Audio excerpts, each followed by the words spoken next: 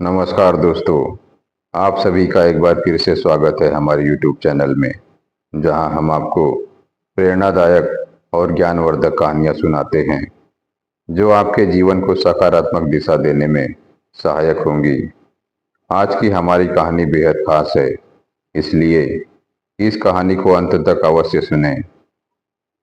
बहुत समय पहले की बात है, एक छोटे से गांव में एक निर्धन ब्राह्मण रहता था, जिसका नाम हरिदास था। हरिदास भगवान श्री कृष्ण का बहुत बड़ा भक्त था। उसका पूरा जीवन पूजा पाठ, भजन कीर्तन और सेवा में ही बीतता था। वह रोज सुबह उठकर गंगा स्नान करता, तुलसी को जल चढ़ाता और भगवान श्री कृष्ण का ध्यान करता। हरिदास के पास धन दौलत नहीं थी, लेकिन उसका मन हमेशा प्रसन्न रहता था।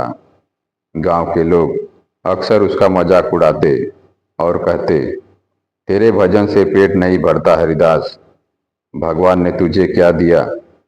लेकिन हरिदास मुस्कुराकर कहता, भगवान जो देते हैं वही मेरे लिए श्रेष्ठ है। एक दिन गांव में भयानक अकाल पड़ा। फसलें सूख गई, तालाब सूख गए और लोगों के पास खाने को कुछ न बचा। गांव के कई लोग भूखे मरने लगे। हरिदास के पास भी कुछ नहीं बचा था, लेकिन उसने फिर भी भगवान का ध्यान नहीं छोड़ा। वह रोज गाकर कहता, जो रखे राम सोई सुखी। एक रात जब हरिदास भजन कर रहा था, तो उसे एक दिव्य प्रकाश दिखाई दिया। वह चौंक गया।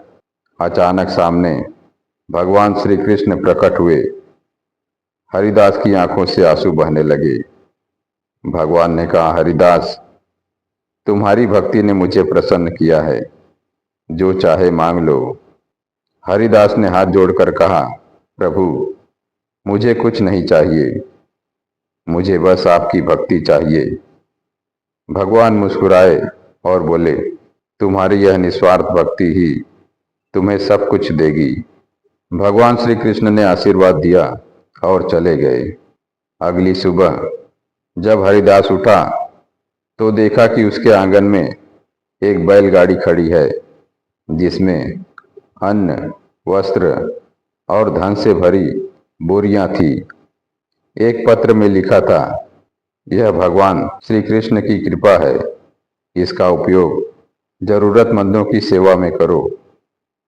हरिदास ने उस धन का उपयोग खुद के लिए नहीं किया, बल्कि पूरे गांव के लोगों की सेवा में लगा दिया। भूख से पीड़ित लोगों को खाना दिया, बीमारों की सेवा की और सबको आश्रय दिया। धीरे धीरे गांव में खुशहाली लौट आई। लोगों ने हरिदास से पूछा, यह सब कैसे हुआ? हरिदास ने मुस्कुराते हुए कहा, यह सच्ची भक्ति का फल है। अगर आप निस्वार्थ भाव से भगवान में विश्वास रखो और दूसरों की सेवा करो, तो भगवान खुद आपकी चिंता करते हैं। इस कहानी से हमें यह सीख मिलती है कि सच्ची भक्ति केवल पूजा करने में नहीं, दूसरों की सेवा में भी है। जब हम बिना किसी स्वार्थ के भगवान पर विश्वास करते हैं और दूसरों की भलाई के लिए कार्य करते हैं, तो ईश्वर स्वयं हमारी सहायता करते हैं। वीडियो अगर अच्छी लगी हो तो लाइक करें और हमारे चैनल को सब्सक्राइब करें। धन्यवाद। जय हिंद, जय भारत।